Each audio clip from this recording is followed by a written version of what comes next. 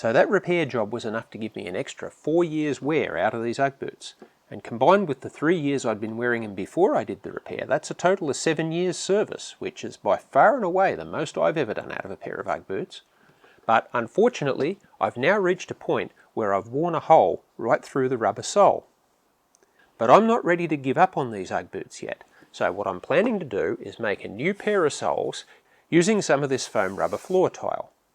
Now obviously this isn't the right material to make a pair of shoe soles out of, but I'm hoping that if I do that and only wear these as indoor slippers from now on, that I can reach a full decade of service out of this pair of Ugg boots. And I think you've got to agree that that is a worthy goal to aim for.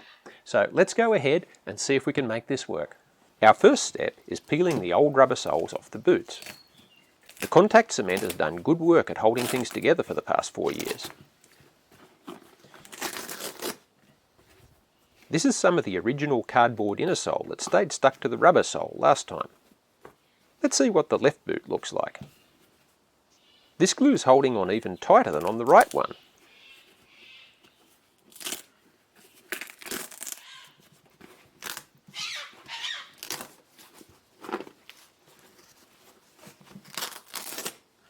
It looks like I've worn a hole all the way through the leather inner sole on this boot.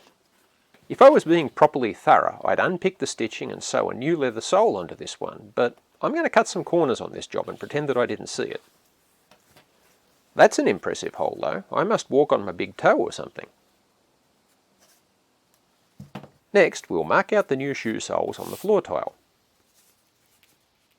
I was lucky here, there's just barely enough material to fit both soles. I'll mark out the outlines with a felt tip pen.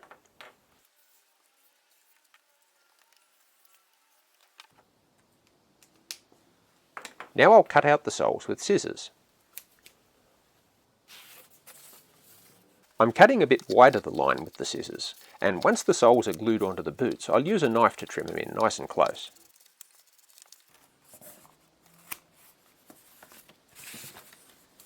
The cotton crochet thread that I used last time to sew on the insoles has held up quite well. There's just this one little area that needs to be re-sewn into place. I don't need to punch holes with an awl this time. The needle just needs to find the existing holes in the leather. Then I can tie off the thread to finish the job. Now we're ready for gluing, and this time I've remembered to put gloves on first. I'll put a generous layer of glue on the rubber because some of it always soaks into the porous surface. Then I'll spread it evenly around with my fingers. Now we'll do the same on the leather insole surface. It's important to get the glue all the way to the edges here.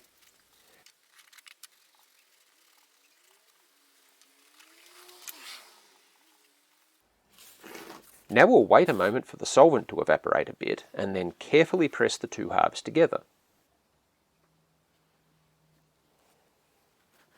I'll also reach inside the boot to press all the areas of the insole down against the rubber. It's looking okay, so maybe it'll work after all. I'll glue up the other boot in the same way. The toe on the right boot kept curling up away from the rubber, so I've used a piece of scrap wood and a couple of old 10 kilo barbell plates to hold it in place until the glue dries. So after leaving our glue to dry overnight, we can now remove the weights and see how it looks. The glue's now holding nice and tight, so let's go ahead and trim our new soles as neatly as possible.